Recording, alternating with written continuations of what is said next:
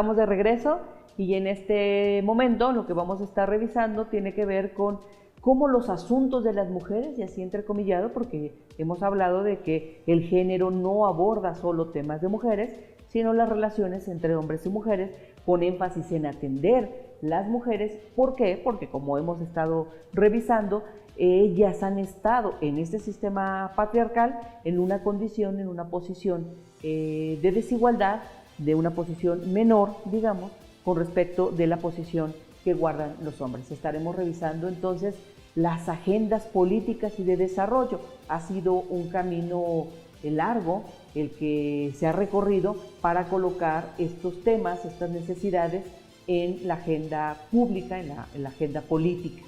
Bueno, especialmente en los años 60, 70, se empezó a discutir. Ya hemos hablado que en aquellos momentos el movimiento feminista estaba discutiendo en torno de algunos otros derechos, justamente de reconocimientos, mayor reconocimiento, mayores facilidades para que las mujeres accedieran a distintas actividades en el espacio público, más en el mercado de trabajo, en fin, a puestos de decisión, en fin, fue un tiempo intenso.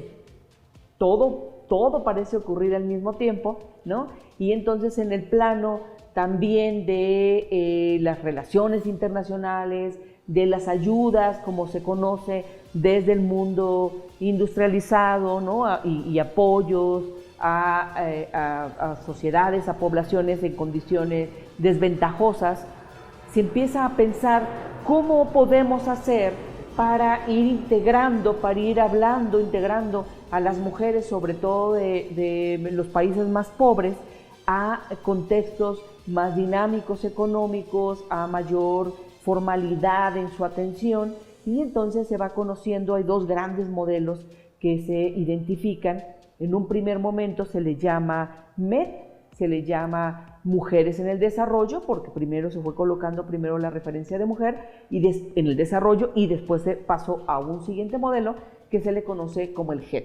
Es un tanto más amplio de explicar, pero por ahora que nos sirva para identificar que ha habido una larga trayectoria en estas discusiones de cómo se ha involucrado, se ha demandado el involucramiento de los distintos órdenes de gobierno, pero ahorita que estamos hablando en el plano un tanto más internacional, fíjense que entonces en los años 70, sobre todo en los años 80, hay un interés de organismos internacionales, de organizaciones civiles, por incidir sobre todo, insisto, en el medio rural o en territorios en los que empiezan a organizar a las mujeres, empiezan a decirles, organícense, vamos a iniciar alguna cooperativa, vamos a hacer algunas iniciativas que contribuyan a su incorporación, ¿no? Y con ello a ir avanzando en los procesos de autonomía económica. Se empiezan a hacer estas propuestas,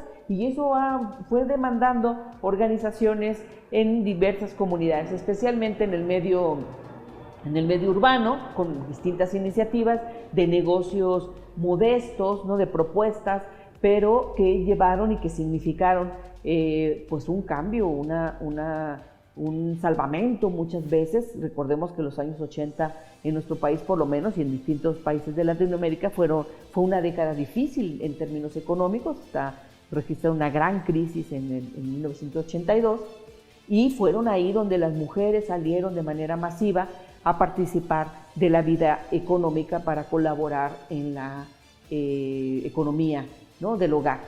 No regresaron ya de tiempo completo al espacio doméstico. Esto ha sido otro de los cambios muy importantes que debemos registrar. Para como recorrido, ¿no? Este largo camino que se ha seguido también en el orden institucional, ustedes pueden observar, pueden ver en alguna de las diapositivas que están disponibles para ustedes, lo que hemos llamado hitos globales y de la Conferencia Regional de América Latina y del Caribe.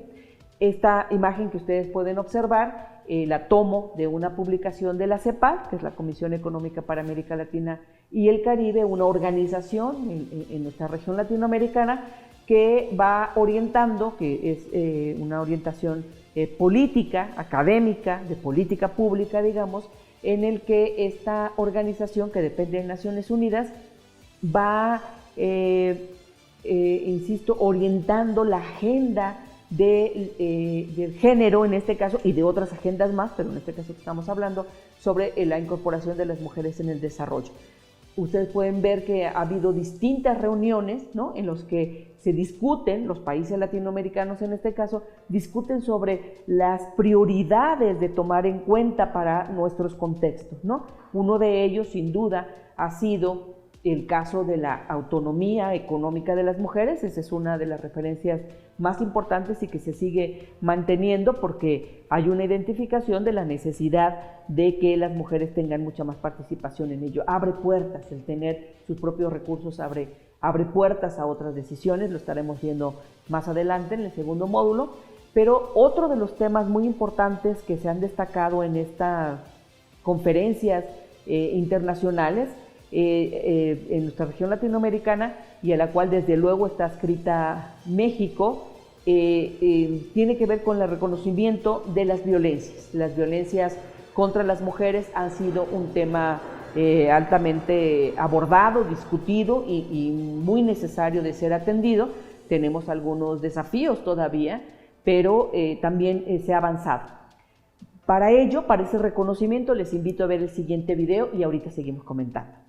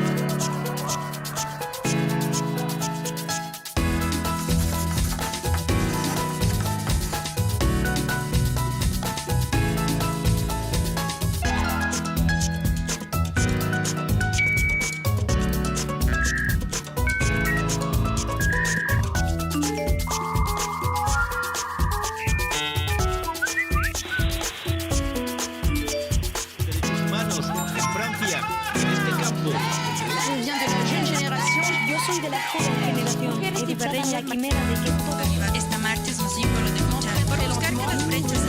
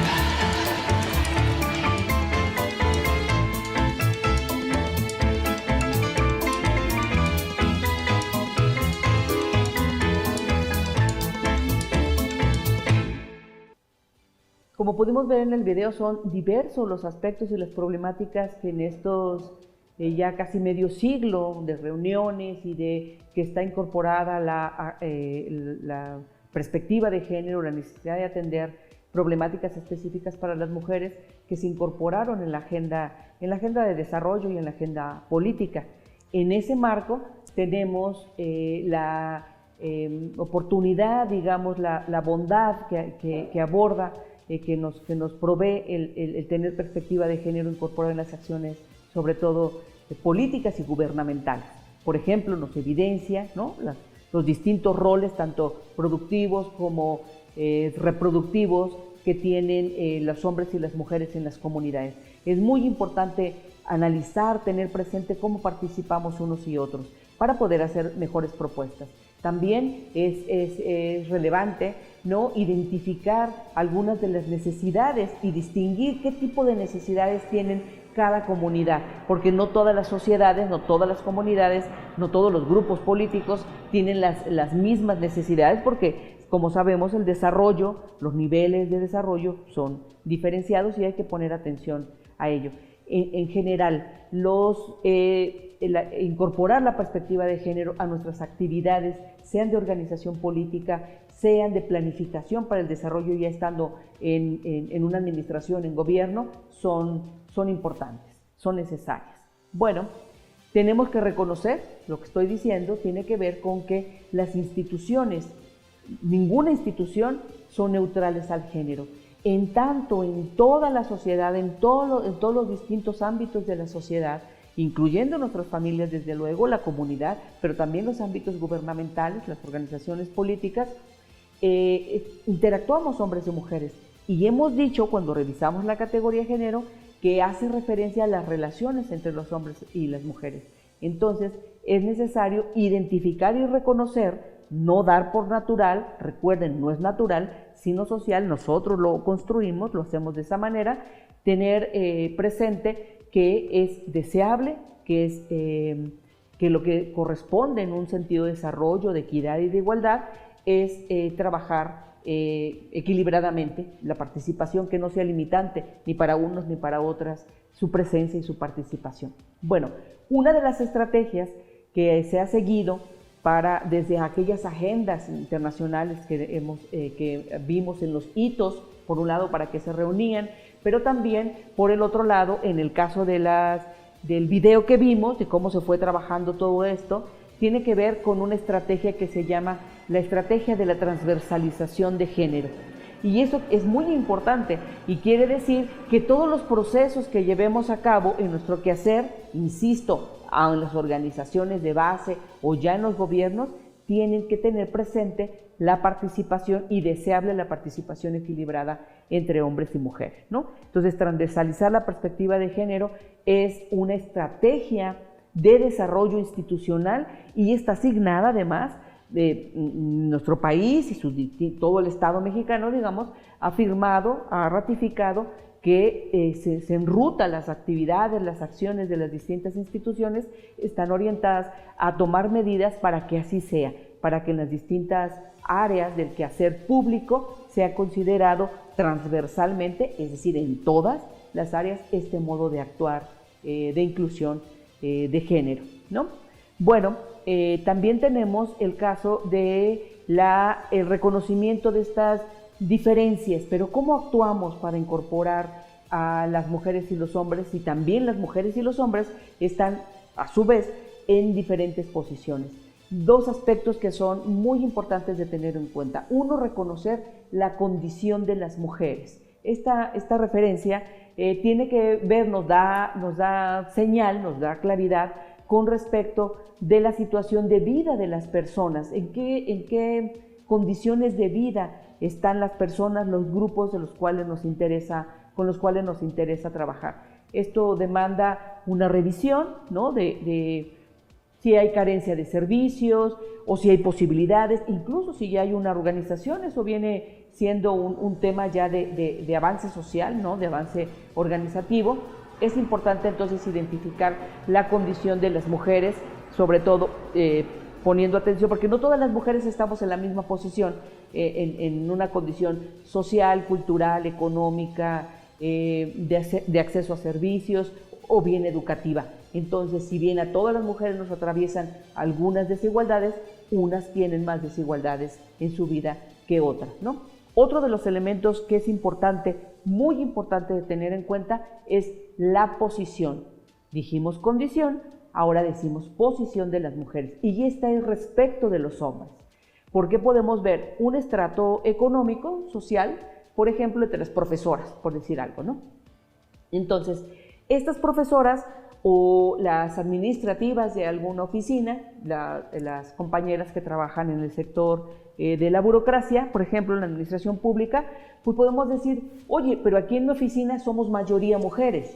Sí, pero hay que revisar en qué posición estamos, en qué posiciones ocupan los hombres en la estructura laboral y qué posición ocupan las mujeres. Entonces no siempre es por número, sino también por posición. Si la mayoría de los puestos de decisión los tienen ocupados los varones, entonces quiere decir que ahí hay un tema de desigualdad que sería bueno revisar y ir viendo, no porque todo tenga que ser como parejo, ¿no?, en términos numéricos, pero se da mucho, no es natural que las posiciones de decisión generalmente las ocupan los hombres. Entonces, pongamos atención también a eso, y eso va para las organizaciones de base también, ¿no? Dos elementos más para ir cerrando este módulo. Tenemos la identificación de las necesidades prácticas de género, porque algunas veces decimos, bueno, pero ¿por qué vamos a proponer una estrategia para trabajar con las mujeres? Pero no nos damos cuenta que hay que para que ellas se involucren, sobre todo las mujeres se involucren en algunas actividades, por ejemplo, reuniones, en fin, destinar tiempo o recursos a alguna actividad que, si bien estamos convencidas o están convencidas y lo ven bien comunitariamente, incluso son sus intereses personales, pero si no están resueltos algunos elementos, por ejemplo, de disponibilidad de agua potable, o los elementos de educación son modestos, en fin, no van a poder transitar a una siguiente condición, y primero van a querer resolver estas condiciones prácticas para poder transitar a las otras. Algunas veces pues proponemos proyectos, digamos, de gran alcance, pero no tenemos resuelto lo básico para poder transitar a lo estratégico. Y justo ahora hago referencia a los intereses estratégicos de género. La diferencia entre los intereses prácticos es el modo de vida, las condiciones de vida para resolvernos, digamos, la cotidianidad, ¿no?, en condiciones aceptables. Ya cuando hablamos de intereses estratégicos, que es lo deseable, y para eso la organización y la movilización y los planteamientos, por ejemplo, de política pública, tienen que ver ya en un sentido justo eso, estratégicos y de cambio, de transformaciones sociales. Y entonces ya viene, por ejemplo, el tema del voto, ¿no?, el reconocernos como ciudadanas. En ese sentido, entonces, nos coloca ya en una situación diferente, ya no es solo una cotidianidad, sino que trasciende a generaciones. Estos son elementos muy, muy importantes de tener en cuenta.